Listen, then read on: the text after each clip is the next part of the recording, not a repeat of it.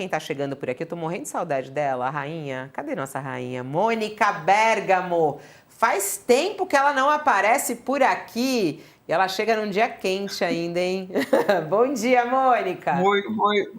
Todo dia é quente, né, Fabíola? Não tem uma vez que de manhã a gente não começa aqui a falar e que você não Não, fala, hoje é um dia quente. É um dia quente, o Brasil tá não, eu acho quente. que, acho que é um dia quente. Tem todo. A gente já falou bastante sobre isso, Mônica, mas eu acho que dentro, bastante sobre os anúncios, o vai e vem, os erros e tudo mais. Mas só queria pegar um foco com você nessa última conversa que estávamos aqui. Se está faltando um foco no governo. Eu lembro que você, há um tempo atrás, falou sobre isso aqui, né? Sobre a dificuldade do governo colocar uma agenda, né? Uma agenda realmente, um cronograma de agenda. Teve algumas mudanças aí nesse começo do ano. Como é que você avalia essa situação neste momento, diante desses últimos incêndios aí que aconteceram no Palácio do Planalto? Oi. Olha só, Fabíola, eu acho que a gente já falou aqui, quer dizer, o pano de fundo das dificuldades do governo, tem muitas avaliações feitas nesse sentido, dentro e fora do governo, é de que falta uma resposta para a seguinte pergunta: por que o Lula está na presidência da República?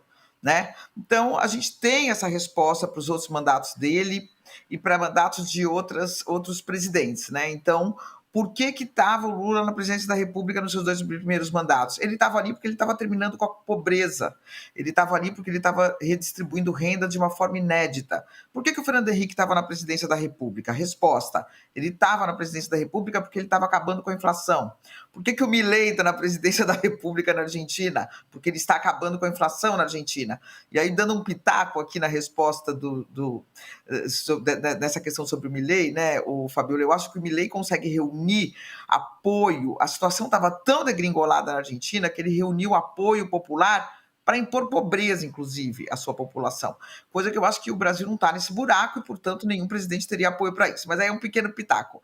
Voltando à questão da agenda, por que a Dilma estava na presidência da República? Porque ela era uma mulher representando as mulheres e estava colocando o Brasil no caminho do desenvolvimentismo. Então você sempre tinha... Por que o Temer estava ali? O Temer estava ali porque para arrumar uma situação que degringolou. Quer dizer, e por que o Lula está na presidência?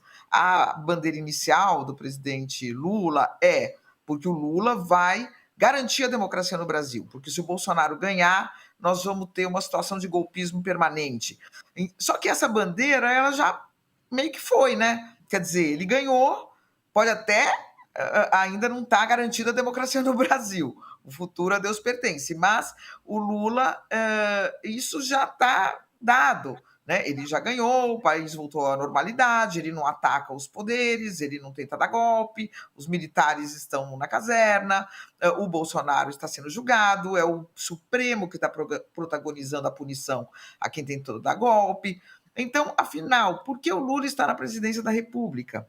Então, é essa a resposta que está faltando, ou seja, é esse norte, essa agenda que congregaria todas as outras que está faltando para o governo. Aí tem um tropeço aqui, um tropeço ali. Eu até trouxe uma pesquisa aqui para comentar, Fabiola, não sei se eu ainda posso falar mais, ou se Pode, você quer passar a você é a palavra para os rainha outros. aqui, Mônica. O que é isso? Você é a rainha desse programa. Eu fico quietinha Até parece. contigo. Tem uma questão que uma pesquisa Pulso Brasil e PESP, que saiu essa semana, que mostra que o Lula teve quedas, né? Janeiro, fevereiro, março. Daí, em abril, ele estava ensaiando uma recuperação. Veio o escândalo do INSS, ele cai de novo, mas ele não despenca. Ele cai e se segura. Né? É isso que essa pesquisa mostra. Ele para de piorar novamente, ele estabiliza de novo. Então, cai, estabiliza, sobe, cai, estabiliza outra vez. E uma das razões apontadas é porque melhorou a percepção dos brasileiros sobre o rumo da economia. A percepção dos brasileiros, eu não estou falando que a economia está no rumo certo ou não, tecnicamente, mas em março, 35% das pessoas achavam que a economia estava no rumo certo, agora 38%, deu uma ligeira melhorada. Né? Quem achava que estava no rumo errado, ainda praticamente igual, mas teve um respiro nessa questão econômica. Né? Então, eu acho que, ao fim e ao cabo, o que vai definir essa questão da reeleição é a percepção dos brasileiros no momento em que a gente estiver numa corrida eleitoral mais intensa, né? Então, eu queria trazer essa pesquisa aqui só para fazer trazer um dado a mais aqui para nossa discussão. Mas é isso, eu acho que falta essa agenda e esses percalços é uma coisa que é aquelas coisas assim. Por exemplo, vamos lá. Tem o mensalão no governo Lula. Governo Lula 1 ou 2? 2, né? 1, né? Mas ele está combatendo a pobreza. Tem não sei o quê. Mas ele está fazendo isso. Teve escândalo da reeleição no governo Fernando Henrique. Mas ele está... Sim, é uma porcaria isso é o ruim, mas ele está aqui terminando com a inflação. E esse é o que está faltando para o Lula, esse mas. Teve problema do EF, mas ele está fazendo isso. Teve um problema no INSS, mas o Lula está dando esse rumo. Então, o que está faltando é esse slogan, é essa agenda, é essa resposta. Qual é esse mas que vai sair, hein, Josias? Tem esse mas para sair, não? Eu achei boa essa pegada da Mônica. O governo não está apresentando esse mais, né, Fabiola? As pesquisas mostram que o Lula está ali deslizando no limbo há algum tempo, a despeito de todo o esforço de marketing. Ele não consegue se recuperar como gostaria, não é? E, aos pouquinhos, o problema do governo vai mudando de qualidade. O problema do Lula vai deixando de ser apenas a popularidade. Há, a meu juízo, já uma questão que envolve a própria credibilidade do presidente e do governo dele, que é como a Mônica estava realçando, né? Por que o Lula está no Palácio do Planalto? Né? Ele voltou à presidência da República impulsionado pelo fator democrático, o que foi uma boa coisa, o que foi uma grande coisa, se nós formos raciocinar. Né? Imagine o que seria hoje o Brasil se tivéssemos mais 4 anos de Bolsonaro. O país roçou a ruína com o desastre do primeiro mandato do Bolsonaro. Hoje o Bolsonaro, avalizado pelo voto popular, ele estaria implementando no Brasil uma autocracia, estaria praticando aqui maluquices análogas, semelhantes às que o Trump faz nos Estados Unidos. Então foi uma boa coisa. Voltou, derrotou um projeto autocrático. Agora, hoje esse terceiro mandato do Lula vai fazer aniversário de 2 anos e meio e o Bolsonaro está roçando as grades. E o Lula não consegue dizer a que veio.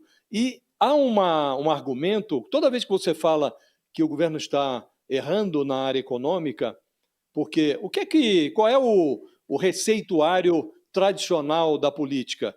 Você usa os primeiros anos do governo para ajustar as contas e você vai entregar, como o próprio Lula falou, não, esse ano vai ser o ano da colheita. Ele imaginava ter plantado, agora ele está colhendo aí mais um escândalo novo, está colhendo tropeços, desastres, não é?